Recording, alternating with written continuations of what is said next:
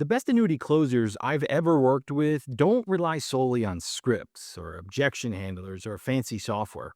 They use a spreadsheet. And in this video, I'm going to show you why math closes more annuities than any sales technique you've ever learned. Here's what we're going to cover. I'm going to show you the one moment in your presentation where most agents lose the deal without even realizing it. Then I'm going to give you the 5-step framework that replaces that broken moment with something that actually works. And I'll show you why the tool you need isn't some $200 a month software.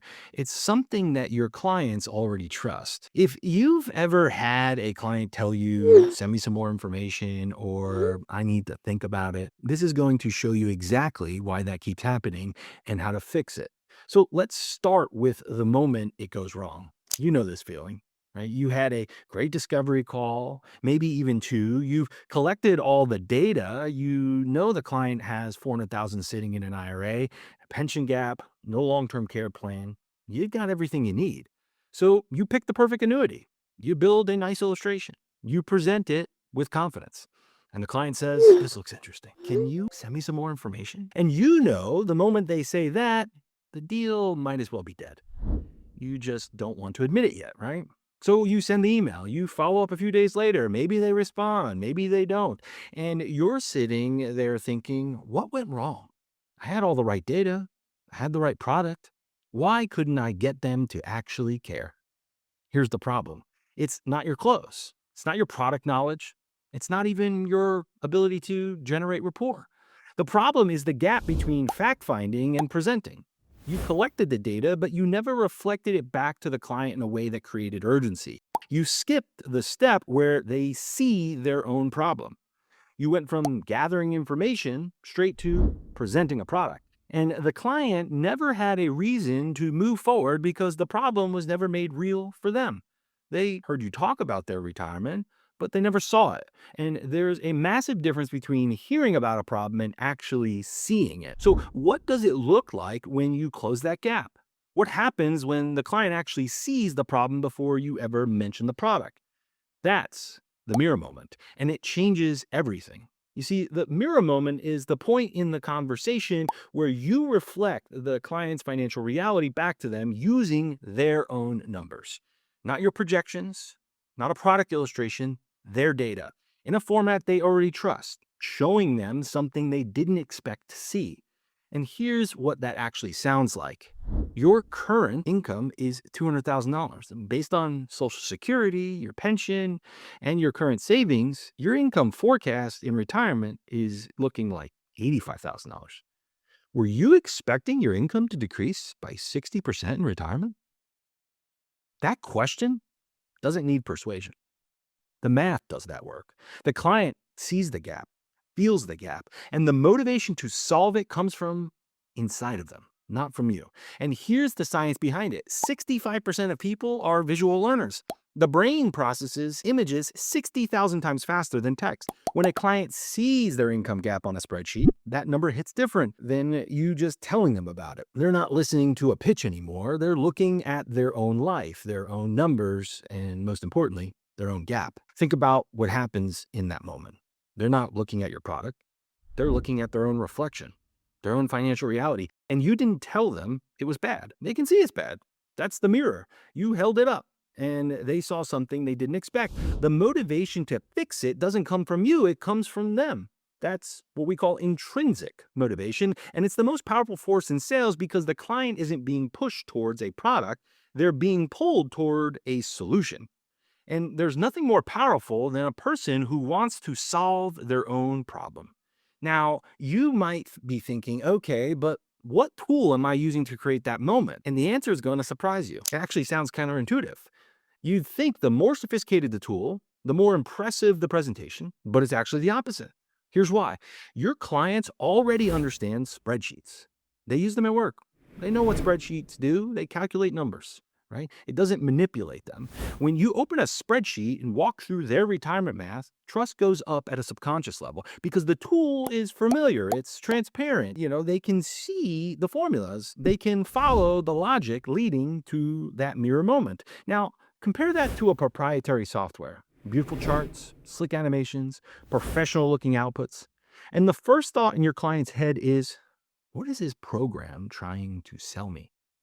When a client can follow the math, they trust the output. When software produces a chart they can't reverse engineer, skepticism actually goes up, not down. Here's what really drives this home. We've had many certified financial planners who had 3 different software subscriptions or more, expensive ones, and they actually found more success using our spreadsheet. Think about that. CFPs, people with advanced designations and access to institutional grade tools switching to a spreadsheet. And it goes further than that. Advisors have used our spreadsheet to find actual calculation errors. Some of the biggest financial planning software platforms in this industry, they've literally done the math and said, hey, I don't think your software is getting the right result. And the companies say, you're right, we'll fix that. And it's not because the spreadsheet is simpler, it's because it's transparent. Because trust is built when the client can follow the math, not when they're impressed by the graphics. The tool isn't primitive, it's actually just strategic. So now you've got the mirror moment, you've got the right tool. The next question is, what do you do after the client sees the gap?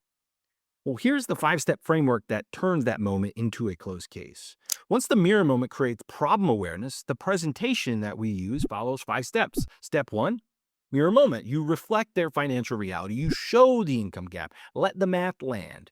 Don't rush past this. The gap needs a few seconds of science. Let them actually feel it. Step 2 is problem. Name it. That's an income gap of $115,000 per year. That's the problem we need to solve. You're not inventing the problem. The math revealed it. You're just giving it a name. Step 3 is solution. Present the annuity as the piece that fills that gap, not a product pitch, a math answer. Here's what this does to your income forecast, is something you might say. Show the numbers with the solution applied. Let them see the gap actually close. Now, step 4 is compare the status quo. If we do nothing, here's what your retirement looks like. If we solve this, here's the difference. Show them both paths side by side on the spreadsheet. Let them see both futures. Now, step 5 is close on the solution and commitment. And here's the key. The close isn't, do you want to buy this annuity? Do you want to move forward? The close is, do you want to solve this problem? Or do you want to leave the gap open? See, that's not a high-pressure close. It's a logical question after a mathematical reality check. And most of the time, the client has already decided by step 3 because the math already told them what to do. Now, here's how I want you to actually think about this. Imagine your client is building a puzzle, right? They've been working on it for years, saving, investing, planning, but there's one corner that doesn't have its last piece. The picture isn't complete, and they can feel it. Something's missing, right? They can't quite see what it is, though. You walk over, hold up the perfect piece, and say, is this the one? And they take it, right? And place it right in that missing empty spot in the corner and say, I got it. That's what the mirror moment does. You're not selling them the piece, you're showing them where it fits in the puzzle they already built.